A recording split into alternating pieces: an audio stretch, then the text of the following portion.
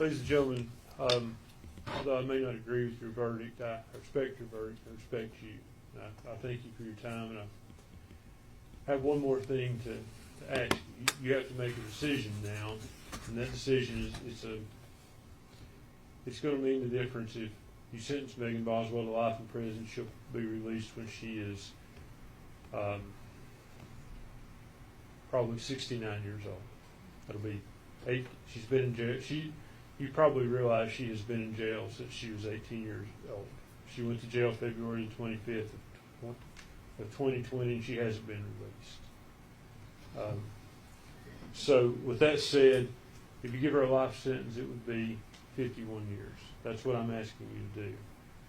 If you give her a life without sentence, she will never be released from prison. That's the difference. So it would be the difference between her being released at what I believe would be 69 to 70 years old or never being released.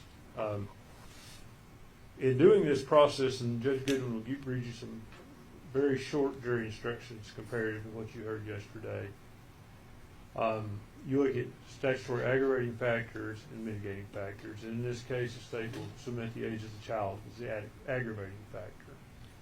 Our mitigating factors, we've listed several of those. They include no significant criminal history, her youth and age at the time the offense was committed. She was 17 when she had Evelyn. She was 18 when Evelyn died. You'll hear more about her unstable and chaotic home life.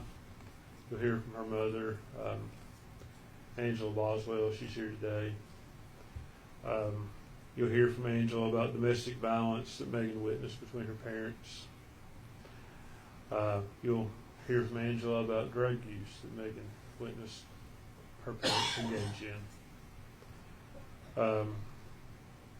You also hear about her schooling. It wasn't seamless, and how one of her primary role models was her grandfather, Tommy Boswell's father.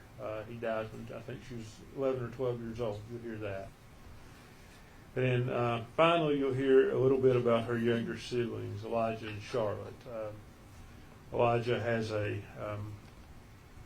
disability that Megan has looked after him and tried to help take care of him.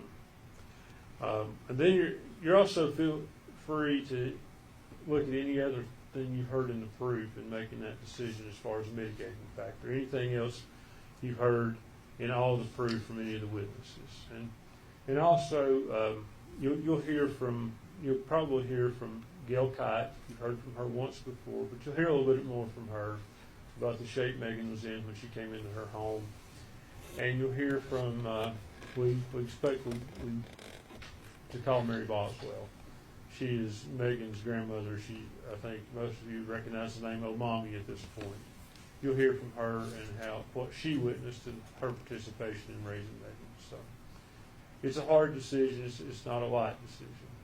You've made a hard decision already, and it's my hope that after you see this, you will come to the conclusion that maybe at 69 years old, it would be fair for her to be released from prison.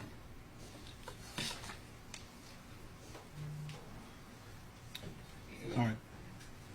General proof. Yes, Judge. This time the state will produce a copy of birth certificate of Evelyn Boswell. All right. That'll be Exhibit 262. I'm going to keep the exhibits in sequential numbers, but I've started a new sheet for the sentencing part.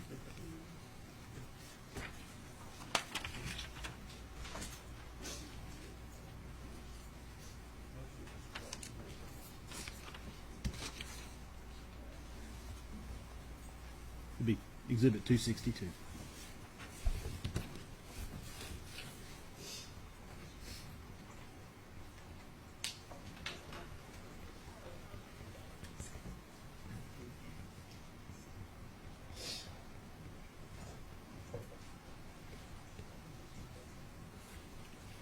Any other proof, General?